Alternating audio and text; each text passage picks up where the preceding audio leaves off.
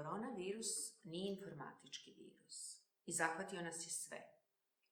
Ali idemo vidjeti što možemo iskoristiti dobro u svemu tom koronavirusa. Što vidite kao pozitivnu promjenu? Vidite pozitivnu promjenu da ljudi pomažu jedni drugima.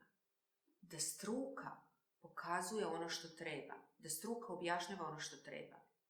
Ja ću vam sa stanovišta s moje struke pokazati kako vam tehnologija može pomoći u udaljenom radu. Vjerujte, to nije teško. Vjerujte, to svatko od vas može. Idemo početi. Nakon što završi koronavirus, svijet više neće biti isti. Svijet će biti drugačiji, svijet će biti više digitalan. Svi ćemo shvatiti da možemo raditi dislocirano. Poslušajte ovu edukaciju da vas uvjeri kako možemo se raditi od kuće i kako možemo se suočiti sa koronavirusom.